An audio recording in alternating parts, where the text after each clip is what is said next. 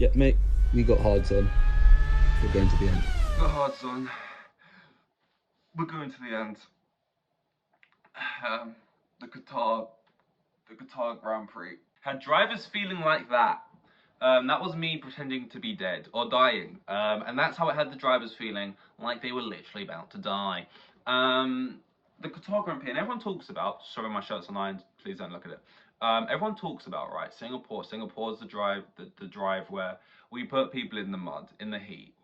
We try and kill them. You know, we want it to be fun, and I kind of like that we have races like that. You got certain tracks where it's very hard to overtake. I don't want too many like that. Very few. You know, the Monaco's where it's all about qualifying. You've got certain tracks where it's all about this, certain tracks where it's all about that. This one's like an endurance thing. It's all about like, can you cope with this? And I like having that. Qatar kind of took that, turned it up to 77, and said, you know, heat stroke, pass out, vomit. We want it all. We want, we want all of it. And they got it. And you have drivers literally, like some drivers had to literally were poured out of the car. Like some got out just about okay. Some had to be poured out of the car like liquid out of a bucket and just landed on the ground in like a little puddle, right? Just dead, like dead. And it's bad, it's dangerous, all this that. We should. People need to be held accountable. This can't happen again. Sure, but like it was for a one-off, it was fun. We can say that, no? For a one-off, it was fun. Nobody was harmed in the making of this race, right? Well, nobody was permanently harmed in the making of this race. People could have crashed. There could have been huge problems. I get that. I get there's people on Twitter who want to be the police. Just hold accountable, right? But it's very easy that this could happen on a one-off type thing, and like it's fun for a one-off to see people like.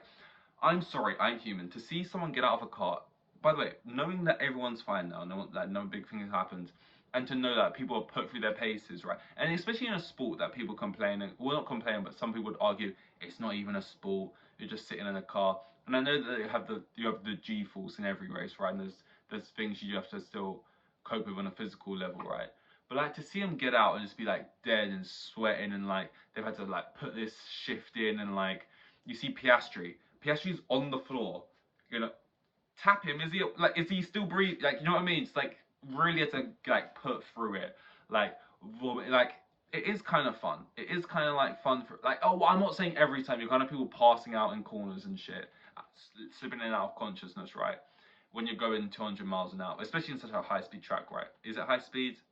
I just went out on a limb there, trying to like, when like I saw a TikTok the other day, like when you're watching a film with your film bro friends and you try and like get involved, and they're watching and like, oh, that's a really lovely shot. Wow. Oh wow, that's such a nice shot. Damn, it's a beautiful shot. And he's like, fuck, that's a nice shot. And they're like,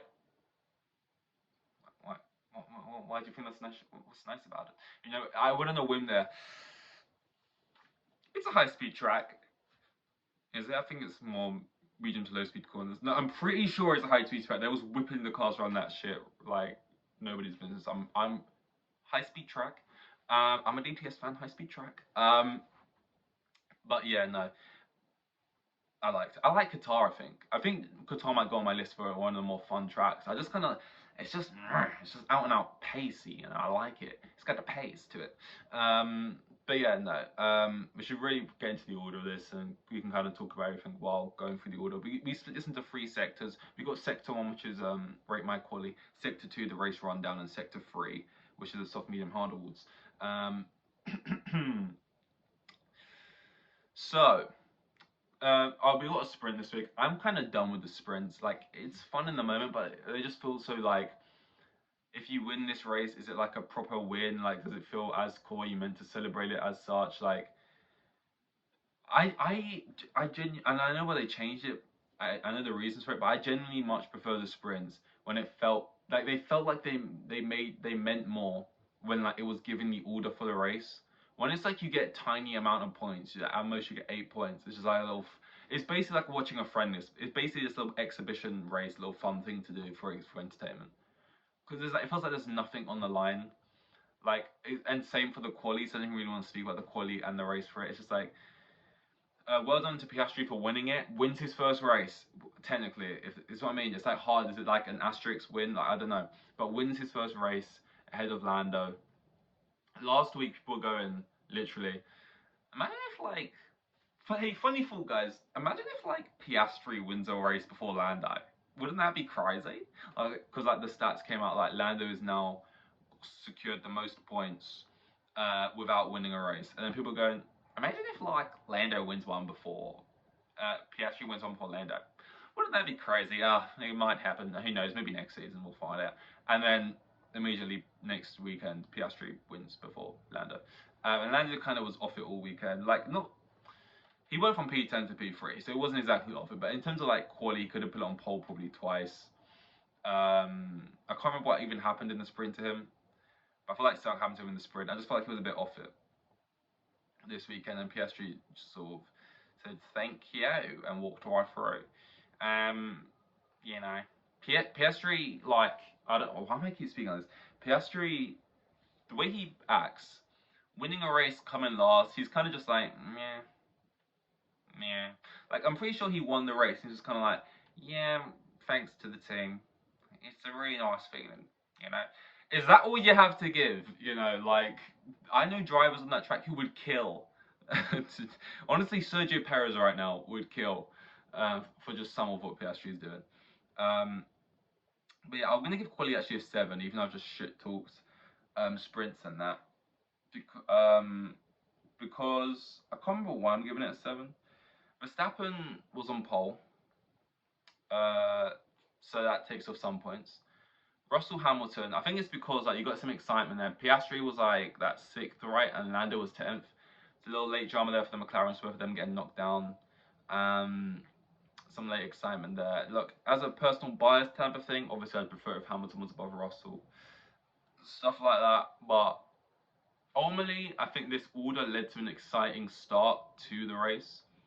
Unbeknownst to me at the time, it was probably for the best in terms of excitement that Hamilton was behind Russell in this quali, and we'll talk about that in the race rundown right now, because on that turn one, baby, Hamilton's fault, really, wasn't it? Hamilton does.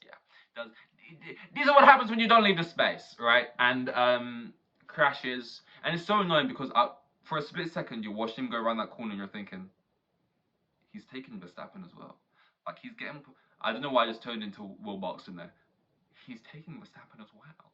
But no, he's taken. I was like, no, he's got the pace. He's carrying this around. He's going to get past Verstappen too. And then they connect. I'm like, oh, Hamilton's going to have to like drive back up the grid now and secure points. Oh, his tyres also got. No, he's done. And that's basically everything that went through my mind at the time. And then I looked to Russell and please, Russell be out as well. And he's not. He's still going. And Russell was actually pretty good. He manages to get P4 after that. So that car had serious pace. You know, and they just didn't capitalize on it. And I wanted to be annoyed. Like, I want to be annoyed at Russell so bad because Hamilton was on the soft tyres. He had so much more pace. Let him go. Like, Russell was always gonna fight him whether the space was left or not, right? And it's just like, let him go, man. And you watch the replay back, and you're like, just trying to find a way in it not being Hamilton's fault. You're like, Russell, fucking, and you watch it back and like, oh no, that is cool. But no, but Russell got it. Oh no, Hamilton really. Oh, so. But you could have just back out. Hamilton, you can't ask him to back out. He's literally right. It's Hamilton's fault. You know, it was Hamilton's fault completely. And he kind of like acknowledges that after the fact. I think the apology is like, whoever is like doing the media, right? There is people who believe that Hamilton literally has had enough of Russell, can't be asked of Russell, right? Like, he has to like put up with this like new step sibling who he just can't stand, and is like constantly saying, Mum said it's my turn to play on the Xbox. Mum said I get to hang out with you and the friends, and Hamilton's just like putting up with it. He's like, all right, just like a couple more years this, and I'm off to uni anyway, and I'm just doing this. And my mom said if I just let her, if I can just behave for these next 2 years, and obviously she's gonna get me that new car for my first car, or whatever. And he's just trying to pull up with it. Mommy said like if I just I just accept he's a part of the family now, and I gotta deal with it. Then like she'll get me that first car. I'll be driving around in my Ford Fiat in no time, and I'll be like ripping around these streets, and I'll have my own independence, and I just gotta get through these next 2 years, and I turn 18, and that's like what he's just doing right now. He's putting up a bit, right? And like, I don't know if the Mercedes marketing team think that posting videos of like, they may as well have like put the camera behind like an IKEA plant, as if like to make it look even more fake, something out of like a mockumentary type thing, like and action. Hamilton walks in. Hey man, hey, sorry about that, man. Like, I'm sorry, man. No, it's all good. It's all good, dear. Love you, my goat. And it's like, and then post like a strong arm emoji, or like a handshake emoji, like family. And it's like, I believe that Hamilton would like, I don't like, almost you showing me that in the way you did, like spy cam Hamilton like type thing, makes me believe it less, makes it look scripted, and I don't think it is scripted. And that's the thing. I think they do get on relatively well. I think, all we know, Hamilton prefers Bottas because Bottas was the ultimate, like, like, like, like step ladder for Hamilton. Like he was the ultimate. Like he was the foot. Like he Hamilton loves Bottas because Hamilton could recline in his lazy boy, right? Put on an episode of Friends, and when he needed to just sort of lay back and go, let me like put my feet up, he knew that Bottas would bend down on the ground like this, and just let Hamilton rest his feet up on his back, and that's why he loved Bottas. Of course, he's like, I love Bottas, man. Bottas was just great for me, man, because Bottas was basically working for you. Bottas was basically like your PA, right? So naturally, like the Rosbergs, and even though he like probably got on Rosberg when he was younger and shit, and Russell's a great young driver, British, whatever. Like the people who are actually racing you are going to be more of a pain in the ass type thing, right?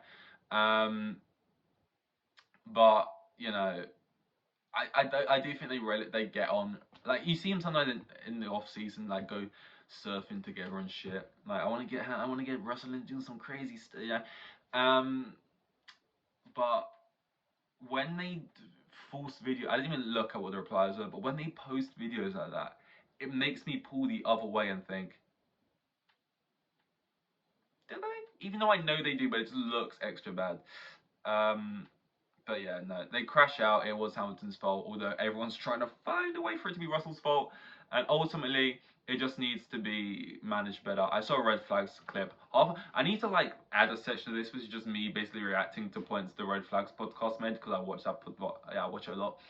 And them kind of going off of a similar vibes, that going, it was Hamilton's fault, but Russell. And basically, where's Toto and all this? And I don't know where Toto is, if he just can't be asked to see Christian anymore. But like, what pissed me off about Toto not being there? It's not that Toto's not there, and he should be there because it's his job, right? And before he's not here because of a family grievance and people are dying, and now I look bad. But like he should be here. I don't know why he's not here. Maybe he's got like an injury or something, right? But what annoys me about it is if you're not here, you're not here. Like, don't then set up like a Zoom call and still like speak to us. Like when Russell and Hamilton are complaining, and you get like, and now into Toto phoning in from home, and Toto's like, "Not George, George, get your head down, George, please, George, just drive for the team, George." It's like, it's like you're not here, man. It's like your teacher being ill, our supply teacher, but then like they like Zoom call in, and they're sitting in the corner like watching from home with a cup of tea, like, oh hey, you in the back, like you're not here. If you're not gonna be here, you don't get like the added pleasantries or whatever and bonuses of being here. You're not here. We're not setting you up on a shitty Wi-Fi thing. George, please, you're not here. If you want to communicate to the team and tell off your children, show up to work. And if you don't, then don't. Watch Angry from Home. Pick one. You're not having your foot in either side of the door. That's what I'm not having this like now into Toto thing when Toto wants, just no. No, not having that. This was a sweaty little race. A lot of hot men. No, well, some people would argue, but hot as in physically dripping with sweat. Um, I made a clip about that a long time ago.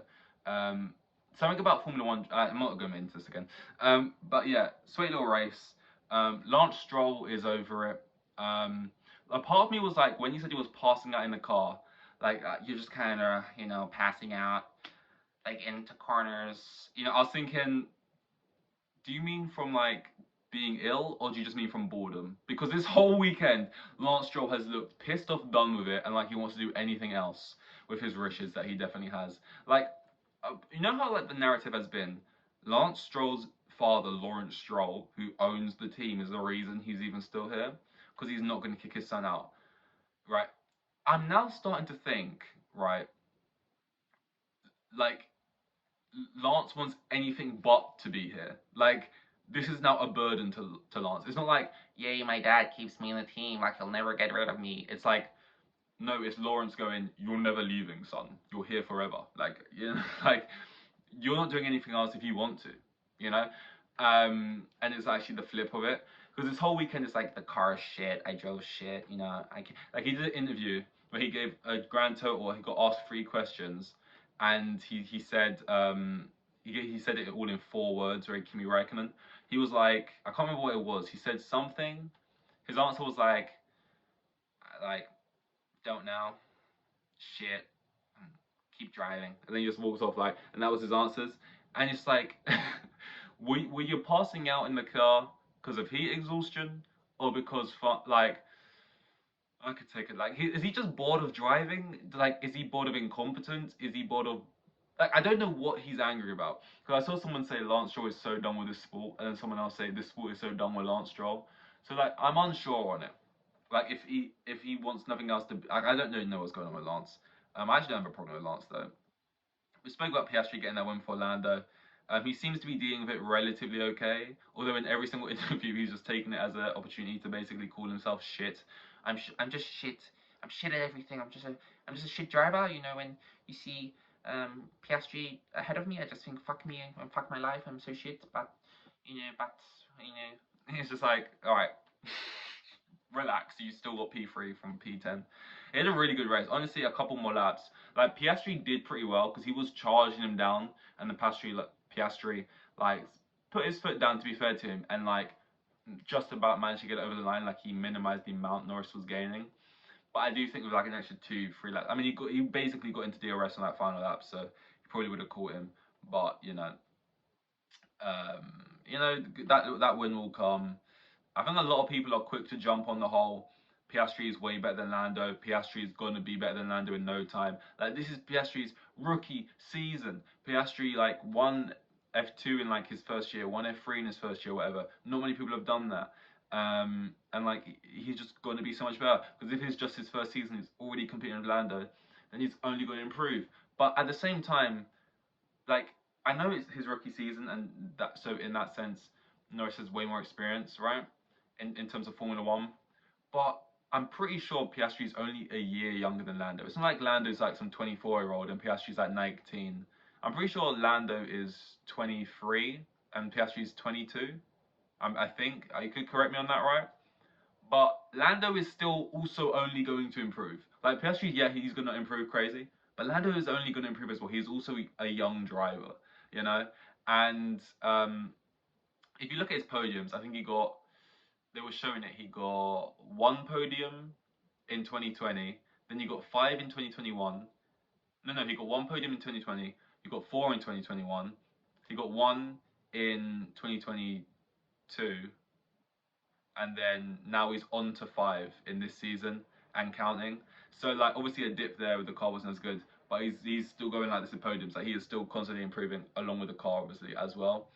Um, and so Piastri, yeah, he's only going to improve. Lando is also only going to improve. And the thing is, when it comes to their rivalry, is they're both going to be on an upwards trajectory in terms of like ability, driving, getting better at it. But Lando is always going to have those 3-4 years of experience on Piastri in F1 that he doesn't have. Like Piastri will get a year and then 2 years and 3 years, but it's not like Piastri catches up and then Lando just stays 3 years. I'm not sure what you could say. You know, maybe experience it never stops. You never stop learning new stuff. So in that case, there's always going to be that gap because they're both going to be, you know, moving up together. So I think it's a little bit harsh on Lando. Like it's great to be excited about a new guy, but then also like this guy who you've seen in the last 2-3 years just be really good, to just write him off now and say new thing in town. Like he's the best. Like they're probably equal leveling, to be honest. But I do think, I don't know. I feel like I haven't seen Piastri in certain situations yet to know how much of a dog lives within, but you know we will see over time. We will see. A lot of deleted times. Piastri doesn't give a fuck. He just like Piastri, your time was deleted. Ah, sick. You know, Piastri, you won a race. Ah, sick. Great for the team. Piastri, you finished second. Wow. Oh, that's brilliant, man. And Lando up here too. Piastri, you know, like he's just laying down on in the cooldown and just like, ah, that's nice. What did he say? Like Mercedes crushed each other out, and he's like, ah, thanks Mercedes. It's like he's just so, I don't know. He's a funny character. They're up in the podium. They're spraying champagneless champagne, but yet they're all still pretending. Like, do they not know that it wouldn't spray, or were they just told still pretend like it's like? Why would they? They're up there doing like this drama piece, like Lando's still popping the bottle, like they're still doing this. Nothing's happening. Are they trying to gaslight me? There's no champagne. Why? Just don't. If you can't spray it, just don't. Just do something else. You know? Who said, by the way, every time you're up on stage, you have to pour yourself and everyone else in champagne? Can we not try something else for once? You know, do something a little bit. You know, you want to do something different? We're in Qatar. Maybe we do like a little jig. I don't know. Let's get creative. What is this? Norris. The celebrate. Like when he popped it, nothing came out, and they were going, and it looked like a glitch in like an F1 game where like George Russell's got no teeth, and then this guy's like, or like in FIFA when they go and lift the trophy and no one's holding anything. Like it just looked like a fucking glitch. Perez self-sabotage. It's getting boring now. Perez just like, and you can hear it in the voice. They try and hide it a lot, the engineers, when they're telling you something and you're fucking up or you're doing this and that. But like Perez, that is another 5-second penalty. You're really hurting us now. Like it's like you're trying to get an extra 10th and you're taking off 5 seconds, and it's just like it's always something different with Perez at this point. He didn't even finish in the top 10. Yeah, I don't know what to say. I don't know what to say. I don't know what to say. We can do the soft, medium, hard awards now. And I'm going to give the soft to Hamilton just because you had so much pace there, and I really want to say it was Russell, and I really want to put that blame on Russell. I do like Russell, by the way, but it was a you thing, and what could have been? I reckon Mercedes could have won that race. Like I don't know how much pace Verstappen was holding, because Piastri only finished like 2 seconds behind. I'm pretty sure Verstappen. I'm not sure if he had way more in there. That's what the commentators were saying. If he wants to, he will. But I feel like he usually wants to, know. Like, you don't see him in other races. I guess there's big tire degradation on this track. But you don't see him, again, trying the knowledge, just hoping. You don't see him in other races go, I'm ahead, so, you know, I won't to drive 30 seconds ahead because there's no need. I'll just keep the pace. He usually takes the opportunity to just go, fuck you. So, but, you know, I really think Mercedes could have won that race, maybe. If they had as much pace as it was showing they did. Hamilton as well, they could have won that. You know, it would have been his first race in a long time. So because of how high it could have been, how low it ended up being, I've got to give the soft to Hamilton. It hurts me to do it. Medium, I'm going to give to Norris for the same reason.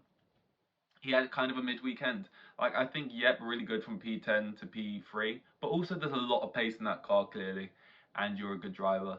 And for the same reason, I don't give loads of love to when Perez does it. I can't be biased and give loads of love to when Norris does it.